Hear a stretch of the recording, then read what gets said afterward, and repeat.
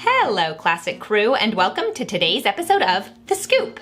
Hello, Puppy Crew. Welcome to today's episode of making fun of as many Shapiros as I can. If you're interested in supporting what we're doing here, consider checking out our Patreon. We now have 3, that's right, 1, 2, 3, count them, patrons, wonderful examples of shining lights of humanity. Head on over to patreon.com/onlydog-on-the-left. So basically what happened is that Candace Owens commented on the fact that Harry Styles was in a dress. And just for context, here is that comment. There is no society that can survive without strong men.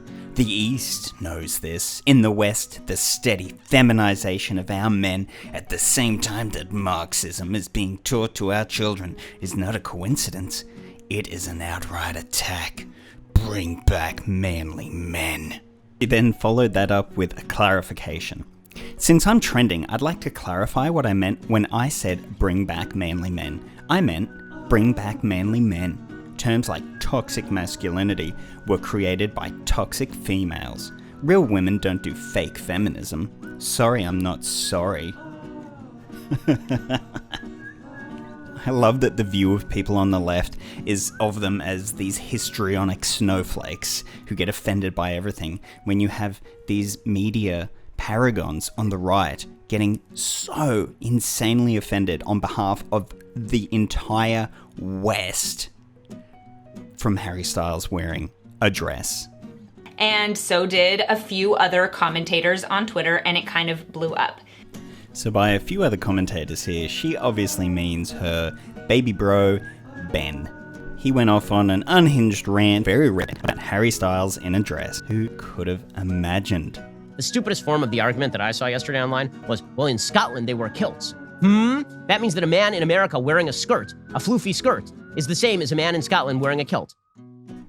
Now, I can't tell if he's being purposefully deceptive here, or if he's really that stupid, but clearly, by bringing up the fact that men in different cultures, in different places, wear different things, it's raising that notion of arbitrariness that goes along with clothing choices, which, if you actually read the article, is what Harry Styles is discussing.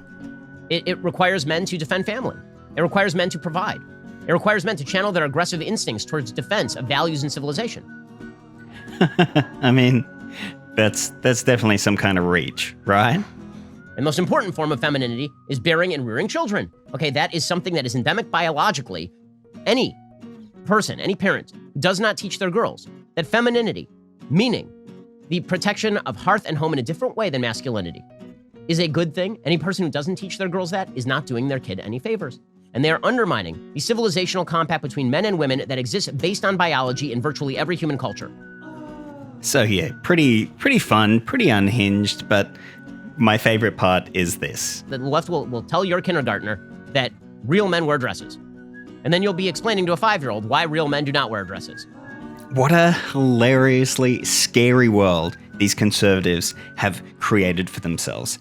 There is somebody around every corner, just everywhere. Everyone is out to get them all the time. It actually must be terrifying. I'm not gonna lie. However, we came here for Abby Shapiro. Back to the show. Now, as somebody who really values masculinity and finds masculinity very attractive, I don't find Harry Styles in a dress attractive. And this is something that kind of became part of the joke, is that people were saying, oh my gosh, Harry Styles in a dress is just my type. He looks so handsome. He looks so great. No. Incorrect. Now, I have to say, I think this is the first time I've ever seen a woman use this trope of, oh, well, you know, I wouldn't even have sex with her, you know, from the weird guys on the internet that are objectifying and devaluing women so much that they can only see them as a potential conquest. But Abby Shapiro here is literally doing the same thing, and she's saying that because she's not attracted to Harry Styles, I guess the implication is that he shouldn't be doing it and other people shouldn't be doing it?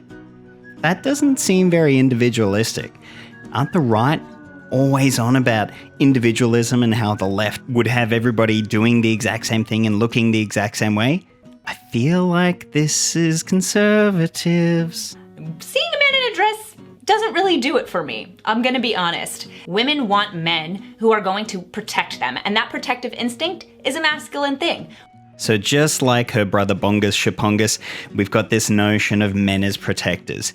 And I can't help but feel that because of their little bubbles that they live in, their religious, heterosexual bubbles, that the only relationships they see are men and women. And the women are trad wives, and the men are just so masculine, just rippling with testosterone, just like Ben Shapiro. And they just can't fathom any other way of living. Again, that doesn't seem like a focus on the individual and seems far more like collectivism to me.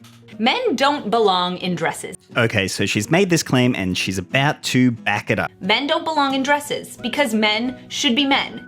Okay, men don't belong in dresses because men should be men. Okay, now she's going to back it up. It's a good thing for men to be men. Okay, it's a good thing for men to be men. Okay, now she's going to give her justification. To be good, strong, capable men.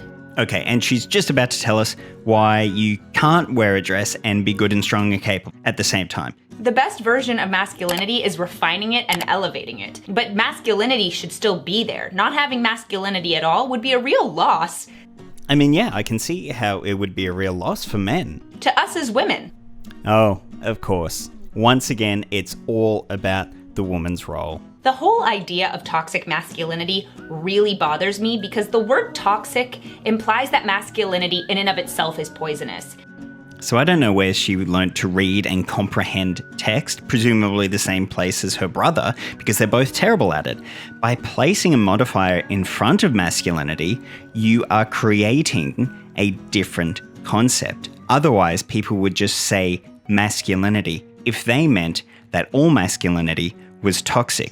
But they don't, which is why they put that modifier, toxic, in front of it, because they are talking about something else. Isn't learning fun, children? And I know that strictly from the perspective of am I attracted to a man who would put on a dress? The answer is no. So yeah, she never actually tells us why a man dressing in a dress is going to be so damaging for masculinity, or for men, or for women, or for the compact between the male and the female sexes with Western civilization that they all seem to be so up in arms about. But I think it's because, and this is just my little take, they know that their prejudice and their bigotry doesn't fly anymore. And so they can't come out and say it. They can't come out and be homophobic. Yes, they can definitely be transphobic. I know I was about to say that, but they can't come out and be super homophobic and queerphobic, and they know that. And so what they have to do is they have to leave a lot of space between the lines for people to read into it. And so if you're doing this and you're trying to break down their arguments, it seems like they're not actually justifying them. It seems like they don't actually have all the information in there, but they are depending on people's assumptions and, dare I say, prejudice and bigotry to fill in those gaps, to make those arguments for them. Thank you very much if you've got this far. I want to thank my three patrons, Tristan Hennessy, Jackson Orville, and Dangwin. I truly do appreciate the support, and for anybody considering it, I've just got the Discord up and going, so head on over to Patreon and have a little look if you're interested.